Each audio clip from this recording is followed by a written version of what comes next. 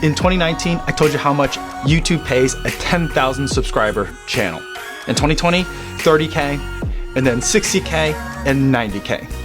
And now, in 2023, this is how much YouTube pays a channel with a silver play button and 120,000 subs.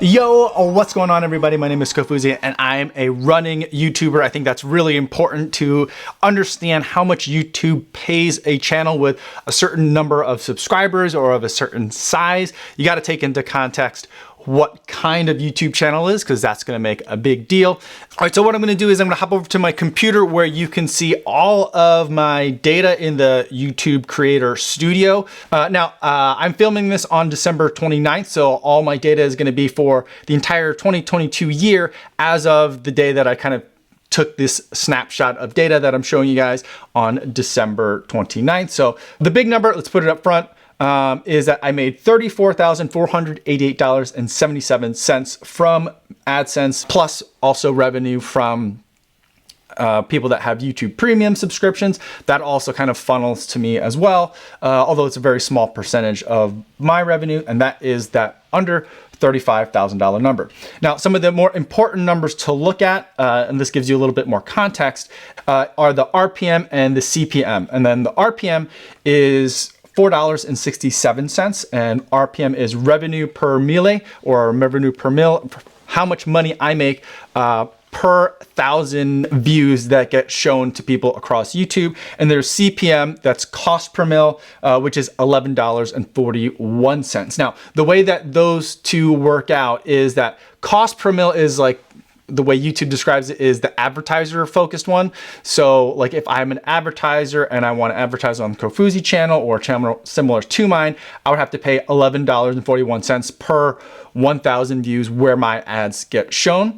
The RPM is more like the me focused one, and that is the amount of money that I make after YouTube takes its cut and without taking into account whether an ad was actually shown on one of my videos. So that RPM of $4.67 and that CPM $11.41 is levied against a total of 7.5 million views that I have amassed over the last year and 594,000 watch hours. That's the amount of time that people have spent watching my content over the last year. The total number of subscribers gained is 28.2 thousand subscribers. And so that ends up being a little bit more than 2,000 subscribers a month, which has been pretty consistent. Maybe it's a little bit more than what I've grown at for the past several years, but that's pretty kind of like normal-ish for me. Let's take a look at the monthly revenue amounts, and that's the first thing that we can do, and kind of do a breakdown. And for me, the months where I'm getting the most views, at least in 2022, was in January, and again in November. And I think that the reason for that is in January, I think a lot of people are doing a lot of running related searches. It's New Year's resolution time. And I'm trying to think if there was any other specific content around then that would have really made it pop, and nothing's really jumping out to mind right away. But you know, the end of the year prior is when I do a lot of like my summary videos, like my top 5, my best of type of videos. And those usually get watched in the January month, in the winter months, as people are kind of like regrouping from last year's running season and getting ready for the next one. And then November this year is a year where I had a lot of views because I did a lot of marathons, and marathons are a big tent pole in terms of the way that the channel is structured. And I did 3 marathons in an 8-week period, the second one being the New York Marathon. And right before that, in October, I'd done the Chicago Marathon. And then I was getting ready for another one in early December. So there was a lot of content about those really big races that a lot of people will travel to and train for weeks and months for, happening in like that November timeframe. So that makes a lot of sense why those are the 2 biggest months. And those 2 biggest months translated to, in January, 704,000 views, translated to revenue to me of $2,680. And then in November, off of 100,000 more views, or like 95,000 more views, 798,000 views translated to $4,232. So like the amount of money that I'm getting per say 100,000 views is changing, and that's because those RPM numbers and those CPM numbers that I talked about, those can change over time. In that January month, I was getting $9.62 per 1,000 views, and then, or the CPM was that, and then in November, it was $13.96. Now, let's take a look at some of my top performing videos like individually, so you can get a sense of like how much any one video does for me in terms of views and in terms of revenue. So my best performing video of the year was the race video that I made for the New York City Marathon. I ran with a selfie stick and a GoPro, had a bunch of fun, gave high fives for 26.2 miles, and just really had a great time out there. And even though that video is only like less than 2 months old, it's at 94,000 views.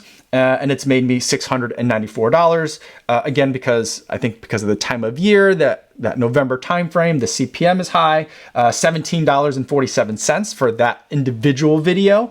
And there were 70,000 monetized playbacks. So this other video, my Nova Blast 3 video that came out, I think in June or July, maybe August. I think it was August, has 194,000 views. So that's a really well-performing video for me and brought me in revenue of $673. So even though it has twice the views, it's even less total revenue for the year than the New York City Marathon video. And that's because the cost per mil is significantly less. It's about half. So that kind of makes sense. The numbers are adding up. My best performing video of the year, though, is a different ASIC shoe. It's that Super Blast. 217,000 views, brought me in $550 in revenue, all told.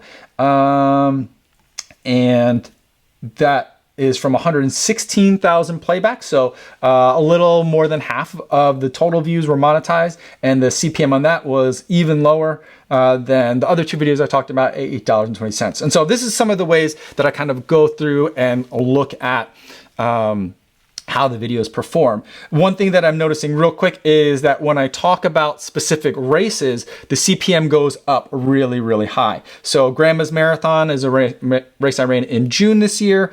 That had only 43,000 views, but $352 in revenue, which pretty much covers one night of the hotel. Hotels are really expensive for that race, at least when I booked them. And so it's not exactly making me money because I had quite a bit of expenses on that trip. But the CPM is really high, $16.89.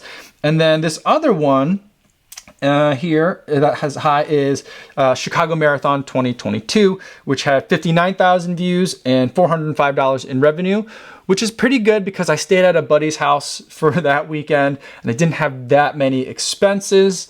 Basically a lot of riding Ubers around, and I had to pay for my own bib at that race. So I think maybe I made a little bit of money, at least on that Chicago Marathon race video, but it had a lot of views. A lot of those are monetized views, and it was a CPM of $15.29. So those are kind of like good indicators of maybe I should be making more of that type of video if I were to try and make only the kinds of videos that make me relatively more money, which is not exactly how I make videos. Here's a couple of other types of videos that are also making me kind of disproportionately high amounts of video, at least in terms of the CPM. And this is one called The Future of Hoka, which is, I was trying to do more of an analysis of where a brand is going from where it's been, kind of like doing a little bit of a deep dive, not on one shoe, but on many shoes. And that was a pretty well-received video, 76,000 views and a CPM of 1341. And then below that is a Maffetone low heart rate training, which is kind of like a long-term review of a specific kind of training style that had a $16 CPM. So those are the kinds of videos that I think that people are really connecting with and that YouTube also tends to value. So that's a nice kind of intersection of things. All right, let's keep going and take a look at terms of like how YouTube helps me in terms of showing my videos to people. Because while I do have 120,000 subscribers now, one of the things that was surprising to me at the end of this year is that I actually made less money this year at 120,000 subscribers than I made at the end of last year with 90,000 subscribers. So I think that like the total number of subscribers doesn't matter with an asterisk to it. I think what it really means is there are some channels on YouTube that have 10,000 subscribers, some that have 100,000, and some that have 1 million, some that have 10 million. And so I think as far as YouTube is concerned, like a channel that has like 60,000 subscribers is pretty much the same as a channel that has 120,000 subscribers, which probably and likely is the same as a channel that has 250,000 subscribers. Having a bigger channel isn't going to make YouTube push your content more. There's other things that are going to make YouTube push your content more. And here's how much YouTube pushes me. So I have 7.4 million views, and that came off of 85.4 million impressions. And what an impression is when you like log on to YouTube, whether it's on your phone or on a laptop, and you're scrolling through. If your thumbnail gets shown in there, that's an impression. And then from that, it keeps track of how many times it shows you to people, and it cares how much do people then click on that video when they're shown. And for me, the overall for the channel click-through rate for 2022 is 4.8%. And then when they click on that, so there's the total number of impressions that lead to a certain number of views, and it leads to a certain amount of view duration, and that's the watch time at the bottom. And the average view duration for me is 4 minutes and 45 seconds, which I feel like is a pretty good number. Some of my videos are pretty short. They might be shorter than that. They might be 3 minutes total. Some videos are very long. They might be 40 minutes total, but I would say the bulk of them are in like the 8 to 10 minute range. So getting a 4 minute 45 average view duration for me, I think is a pretty good thing. And I think YouTube likes that too, because then they can show more ads because you're watching longer. YouTube just really likes it when you watch longer. So let's take a look at how YouTube is giving me some of those impressions. And the biggest way that YouTube is doing that is because it's feeding me, even if you're not subscribed, and here's where I think that subscribers don't matter, it's putting me in people's like home pages or whatever you want to call it. And as they're browsing through, they get to see the content that I'm making. My thumbnails are showing up when people are just logging into YouTube and looking for something to watch. YouTube did it a total of 33 million times for me this year. And when I'm just in that, when people, not necessarily when people are searching, not when people are coming to like my channel page, when people are just logging into YouTube and watching, like I think most people do, the videos that are kind of being suggested to them that way, 5.9% of the times, if you see a thumbnail, someone is clicking on it. That leads to then 3.1 million views, and the average view duration when I'm being suggested is 4 minutes and 36 seconds, and that translates to a certain number of watch hours. The next biggest way that people are finding my videos is because they're searching things, and that's where having like a review channel is really nice, because then people are looking for specific search terms, and they're ending up finding your content as long as that's ranking well, and that is a very popular way, at least I think as far as YouTube sees it, of people to find my content, or at least see the thumbnail and title and be interested in it. So from 13 million times where I've come up in search, people are clicking on one of my videos based on, let's say you're looking up, you know, like a certain shoe, a certain model or a review, and you're finding that almost 10% of the time, so 9.1% of the time. If you search for something and my thumbnail shows up, it's a 9 out of 100 chance that someone's gonna pick one of my videos. And that usually leads to a 3 minute and 53 second average view duration. Other times they're suggesting my videos, and that's something that I wish was a little bit higher. I mean, I'm actually getting suggested more often than I'm coming up in search, so that's good. But I wish that the click-through rate was a little bit higher on that. That's where I'm feeling like this number could be better. So let's say you've watched a video, whether it's one of mine or someone else's. At the end of that, YouTube will suggest some videos for you to watch next. And I'm coming up 23 million times in the year from that, but there's only a 2.7% chance that someone will actually pick mine when YouTube suggests me. And I think that's like a negative signal that YouTube is receiving. And I have a 1.2 million views from that. But if you do pick one of my videos when it gets suggested to you, you're probably gonna watch it for a long time, because I'm getting an average view duration of 6 minutes and 37 seconds. So that's an interesting feature. You would think that if the view duration is so long, YouTube would suggest me more, but I guess when it suggests me more, people aren't picking it. So it's kind of like getting positive signals and then negative signals, positive signals, and then negative signals. So that's something I'm not sure exactly. Maybe my thumbnails aren't interesting enough. I'm not sure, but hopefully that's something that I can figure out a way to improve on that metric for 2023. One other thing that I want to talk about is still kind of go back to that fact in 2021, I didn't make as much money in 2022, even though I had more subscribers. In 2021, I had more views. I was also making a lot more videos. So I was doing a lot more work. In 2021, I was trying to make 5 to 6 videos per week. In 2022, I pulled back on that and I'm making now 3 to 4 videos a week. I'm trying to be a little bit more restrained in terms of how many videos I'm putting out. And I'm hoping that people will watch more of the videos that I am making and watching them for a longer period of time. Because I'd rather have a good, not less views, but I want those views to have longer view durations and a bigger percentage of the video viewed than I want to have just like a ton of views happening just because I happen to have made a bunch of videos. So that's kind of been the change in focus. And so I'm seeing a little bit of that being reflected in the revenue amounts because the views are down a little bit year over year, and also the number of videos is down year over year. But overall, I feel like I'm pretty happy with those numbers. Here's some ways that I think that I can make more money from YouTube, even though I am making fewer videos. One is I can kind of like probably need to pay more attention, except for once a year when I make this video, in terms of what videos people are responding to more, other than like which videos are getting a lot of views, and what videos like advertisers are responding to in terms of that variable CPM number. So that's like a very broad-based thing that I can do. But in terms of other mechanics, I could turn on like memberships for the channel. I don't have that turned on. I don't have a Patreon, although I'm a member of Relay, which is a Patreon subscriber service, but I don't have like my own Patreon. I don't have memberships turned on to the channel, and that could be one way to make more money from YouTube. I could turn on super chats, but I turned those off, I think last January. I also moved the live stream channel or the live streams to a separate channel. So those views are no longer in this channel either.